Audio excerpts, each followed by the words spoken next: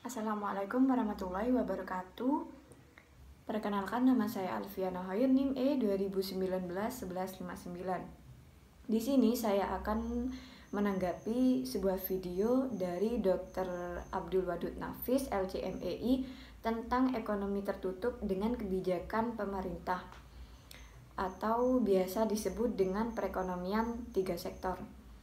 Nah, perekonomian tiga sektor ini merupakan perekonomian yang melibatkan tiga sektor ekonomi yang terdiri dari rumah tangga konsumen, rumah tangga produsen, dan rumah tangga pemerintah.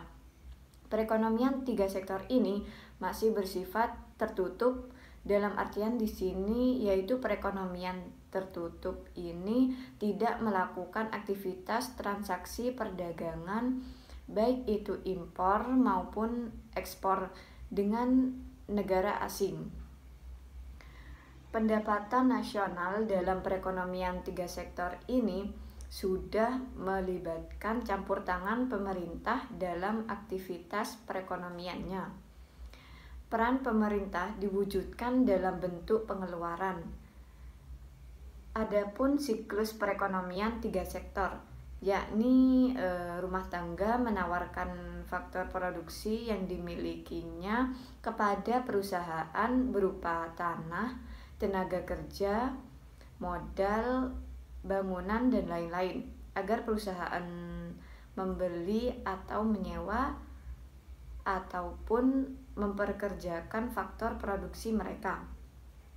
Perusahaan merespon tawaran dari rumah tangga dengan memberikan balas jasa, baik itu berupa uang dari penjualan tanah sewa, gaji, dividen.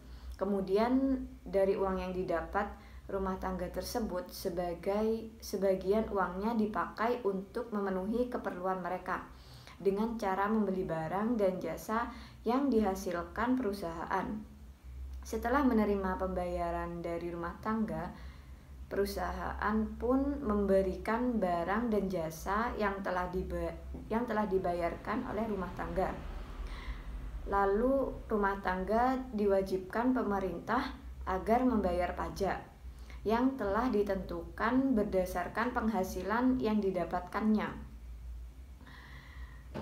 Kemudian sisa uang dari rumah tangga yang belum terpakai biasanya ditabung di bank atau dapat diinvestasikan ke perusahaan melalui pasar modal.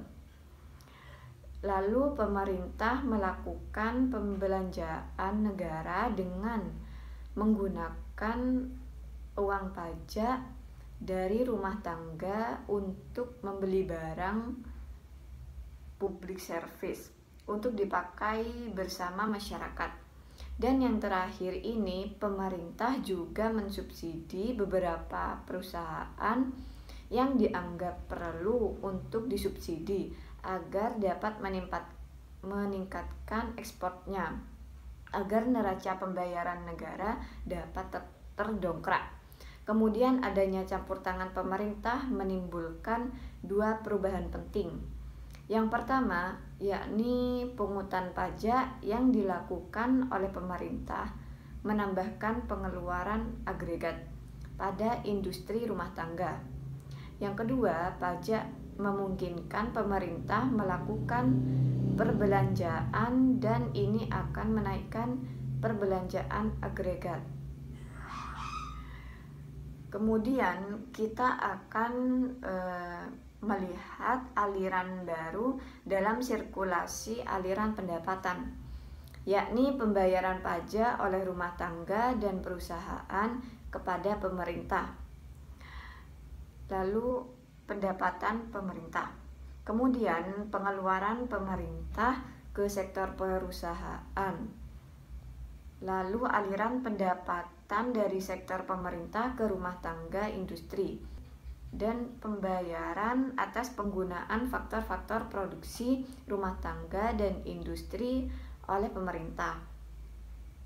Kemudian pendapatan yang diterima oleh rumah tangga akan digunakan untuk tiga tujuan, yakni yang pertama ditabung, yang kedua membayar pajak, dan yang ketiga untuk dikonsumsi.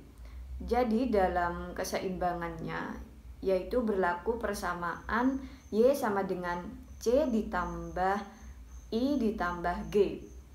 Sedangkan tiap tingkat pendapatan nasional berlaku Y sama dengan C sama dengan S ditambah T, yaitu pendapatan sama dengan konsumsi ditambah CV ditambah pajak. Kemudian ada pun pajak langsung dan pajak tidak langsung. Pajak langsung ini merupakan jenis pungutan pemerintah yang secara langsung dikumpulkan dari pihak yang wajib membayar pajak.